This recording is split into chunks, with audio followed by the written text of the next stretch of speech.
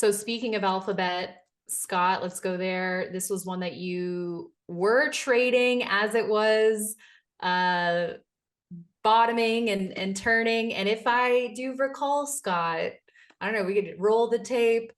I think at the time you said that you wanted to handle this one differently, that there's a lot of game-changing potential related to AI, and it's up quite a bit since that turn in March, April.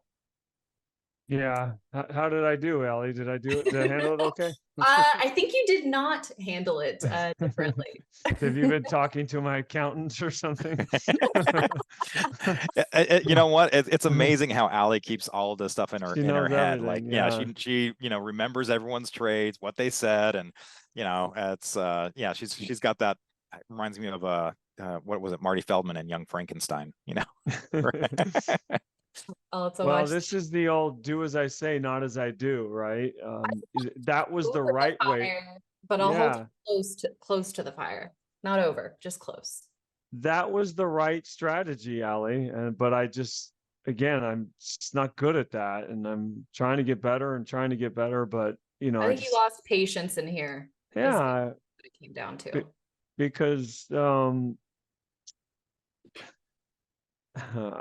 I'm gonna go off tangent a little bit. I was about to, and then I caught myself. But anyways, yeah, it's just I believe one thing, but I need the market to tell me, because in sometimes I waver back and forth between conviction and I'm just a guy in Orange County and I'm sitting in my office. What do I know? And so if the stock is not doing what I think it should be doing, I'm fearful that the big money knows something that I don't know, and I tend to move on, and that's protected me many times and throughout my trading career. But admittedly, it's hurt me because my thesis was right. This is the name.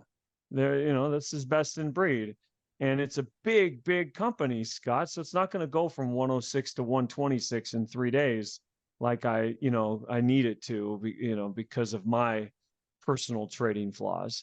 So yeah, this is the best one, I think, and it was, obviously from, step aside from Nvidia, as far as that whole area, but the best one as far as institutions. And you have quite a dichotomy today in the last few days, so you have Meta making new highs. I know it was on the breaking out today. Google's making a new high. But Netflix, Amazon, Apple, they don't look good at all. And then Tesla looks okay, to good, and Nvidia looks good to great. But you're starting to, feels like it's getting even thinner. Even the fangs are starting to separate the wheat from the chaff. So yeah, Google, another lesson for this year. I've made a lot of mistakes this year, a lot. Like it's been quite a mistake prone year. It's good that you can make a lot of mistakes and And still still make a lot of money. still do fine, right? It's very encouraging. So I would say that for everybody out there, it's tremendous the amount of mistakes I've made this year, but still have done okay. So what about Google here now? Is it just extended? It's out of position?